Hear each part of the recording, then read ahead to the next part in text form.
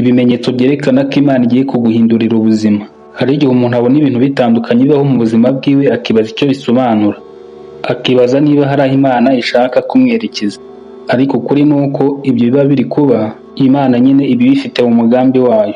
Akaba ariyo mpamvu muri kino kiganiro tugiye kurebera hamwe bimwe mu bimenyetso bizakwereka ko Imana ishobora kuba igiye gukora ikintu gikomeye cyiza mu buzima bwawe. Turi burebere hamwe ibimenyetso bigeze kuri 6. Guhaye ikaze wowe uri kumva kino kiganiro, ngiye kugutegurira nkanakugezaho nk'ibisanzwe. Nitwa Ernest. Ntuze kwibagirwa gukora subscribe niba utarayikora. Kino kiganiro nubona hari icyo kigufashije. Ikimenyetso cya mbere kizakwereka yuko Imana hari ibyo igiye guhindura ku buzima bwawe ni igihe utangira kubona ibintu mu buryo bushya. Iki ni cya gihe uzatangira kubona ibintu mu buryo bushya, navuga ko butandukanye n'uburyo wabibonagamo. Ugatangira kugira imyumvire mishya kandi myiza ku bintu runaka bigiye bitandukanye. Niba utarageraga intego zagufasha gutera imbere ugatangira kuzigira. Niba utarajyaga wita ku buzima bwawe, hanyuma y'igihe ugatangira kujya ubwitaho mu buryo nawe utazi. Hano ushobora kuba wanywaga nk'ibiyobyabwenge cyangwa n'ibindi bintu bituma ubuzima bwawe butagenda neza. Iyo dusomye Bibiliya mu gitabo cya Ezekiyeli umutwe wa 36 umurongo wa 26 hagira hati: nzabaha umutima mushya mbashyiremo umwuka mushya, mu mubiri wanyu nzakuramo umutima w'ibuye nshyiremo umutima wumva. Bisobanuye yuko Imana ishobora guhindura umuntu ikamuha umutima mushya, ikamuha n'ubushobozi bwo gutangira urugendo rushya. Byumvikane ko nawe hari nk'ingeso zari zarakuraniye kureka, hari ibyo utabasha gukora by'ingenzi ku buzima bwawe, ariko ibyo byose usigaye warabyinjije mu buzima bwawe. Izo ngeso zishobora kuba zari zarakunaniye kureka, uri kugenda uzireka gake gake. Icyo rero ni ikimenyetso cyiza kikwereka yuko Imana hari aho ishaka kukugeza. Ikimenyetso cya kabiri kizakwereka yuko hari ibyo Imana iri guhindura mu buzima bwawe ni igihe utangira kugira inyota yo kwegera Imana kurusha mbere. Niba wari umuntu utarajya gusenga, nta n'ubundi buryo wifashisha bwo kwegera Imana, ariko igihe kikagera ugatangira kumva ko ufite ubushake bwo kuyimenya cyangwa kuyimenya kurushaho, ugatangira kumva ufite ubushake bwo gusenga, gusoma ijambo ryayo no kuyegera cyane. Uwo mutima wo gushaka kuyegereza cyane ni ikimenyetso cy'uko hari impinduka Imana iri gutanga mu buzima bwawe. Iyo dusomye Bibiliya mu Bafilipi umutwe wa 2 umurongo wa 13 hagira hati: kuko Imana ari ikorera muri mwe ikabaha ubushake no gukora ibyo yishimira. Bisobanuye yuko Imana ishobora gukorera mu mutima wawe igahindura imitekerereze yawe kugira ngo ukore ibyishimisha, kandi binagufasha kugira icyerekezo cyiza cy'ubuzima bwawe.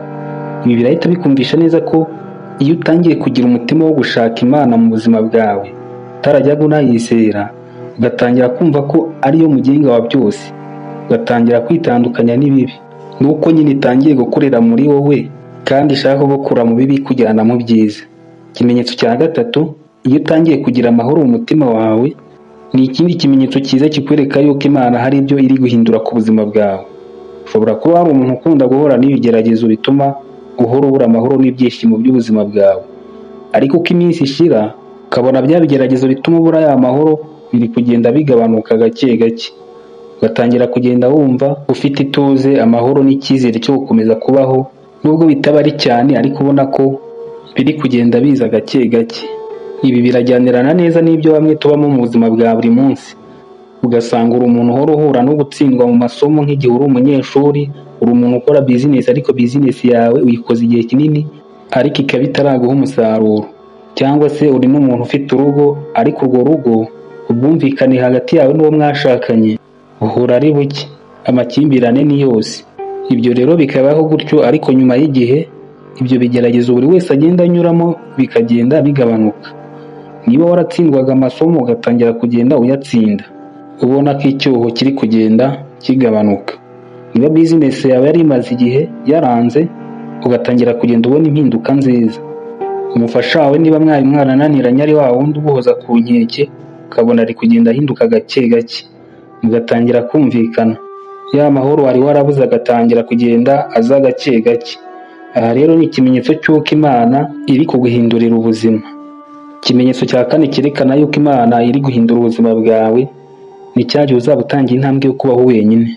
Byumvikane neza ko wari umuntu wari usanzwe ubarizwa mu matsinda y'abantu benshi, mu bigare by'abantu witaga ko ari inshuti zawe, ariko wareba ukabona ko izo nshuti nta kintu cyiza zigufasha kugeraho mu buzima bwawe, ahubwo rimwe na rimwe ukabona ziri kugusubiza inyuma, cyangwa bitaba ibyo zikaba zatuma uhora wisanga mu bibazo bigiye bitandukanye. Iyo rero ibyo bitangiye kugenda bivaho ugatangira kwitandukanya nabo, ukaba ushobora kuba wamara igihe kinini uri wenyine kandi ukumva ko aricyo kintu wishimiye, ni ikimenyetso cy'uko Imana hari aho ishaka kukuvana ikaguhindurira ubuzima. Nusoma Bibiliya mu Bakorinto umutwe wa 15 umurongo wa 33 hagira hati, ntimwishuke kwifatanya n'ababi byonona ingeso nziza. Bisobanuye ko abo tubana nabo, za nshuti zitari nziza twihuza nazo, zishobora kugira ingaruka zitari nziza mu mibereho yacu. Iyo uhora hafi y'abantu babi ushobora gutangira kubigana cyangwa guhinduka nkabo, ariko iyo uhisemo kwitandukanya nabo ukaba wanemera no kubaho wenyine nubwo byaba bikugoye, ni inzira y'uko Imana ishaka gukura mu kibi kujyana mu cyiza. Ku muntu wizera Imana arahita abyumva vuba kurushaho. Ikimenyetso cya 5 kizakwereka yuko Imana iri guhindura ubuzima bwawe ni igihe utangiye kubona imiryango mishya cyangwa amahirwe mashya afunguka mu buzima bwawe. Aha ni hahandi utangira kubona amahirwe mashya mu buzima bwawe, nko guhura n'abantu bagufasha gutera imbere no kwiyumva neza. Wenda ukaba watangira kujya nk'ahantu heza utiyumvisha ko wajya, urugero ukaba wajya nko mu bihugu byateye imbere, bigatuma ubuzima bwawe buba bwiza kurushaho binyuze nko mu kazi wahabonye cyangwa ishuri, cyangwa se tuvuge ko umaze nk'igihe wari warabuze akazi, igihe kikagera ukakabona. Ibyo byose rero n'andi mahirwe agiye atandukanye ushobora guhura nabyo mu buzima bwawe, ni ikimenyetso cyiza kikwereka yuko Imana hari aho ishaka kukuvana, ishaka kukugeza ahandi heza. Iyo usomye mu Byahishuwe umutwe wa 3 umurongo wa 8 hari amagambo avuga ati, dore nshyize imbere urugi rukinguye ntawe ushobora kurukinga. Byumvikane neza ko urwo rugi rufunguye rushobora nko kuba uburyo Imana igufungurira inzira nshya, ikaba yakugeza ku mahirwe mashya ashobora kugufasha gutera imbere. Urwo rugi rukinguye nanone rushobora gusobanura ubundi buryo Imana ikoresha kugira ngo ugere ku bintu byiza. Rero nubona hari amahirwe atangiye kugenda aboneka mu buzima bwawe atuma utera imbere, wenda ayo mahirwe ukabona ni nk'ibintu bigutunguye mu buzima bwawe, ni ikintu cyiza kikwereka yuko Imana hari umugambi igufiteho. Ikintu cya 6 ari nacyo nasorezaho mu bimenyetso nari nabateguriye byerekana ko Imana ishaka guhindura ubuzima bwawe, ni igihe utangiye kugirira urukundo n'impuhwe abandi.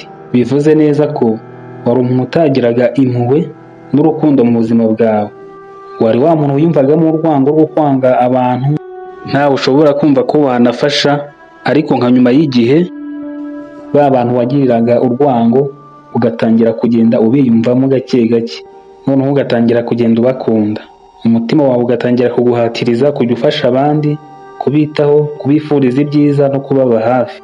Icyo rero ni ikindi kimenyetso cyiza cy'uko Imana iri guhindura uwo wari we, ishaka kukuvana mu kibi igushyira mu byiza. Rero niba ubonaho bino bimenyetso n'ibindi tutabashije kuvuga muri kino kiganiro, ntuzigere wibaza byinshi. Niba wemera Imana cyangwa uyizera, uzamenye ko ari inzira Imana iri kukwereka cyangwa kukunyuzamo kugira ngo uhinduke umuntu mushya. Wakoze cyane rero twabanye muri kino kiganiro, nubona kigufashije ube wakanda subscribe, kore na like. Dusubire mu kindi kiganiro.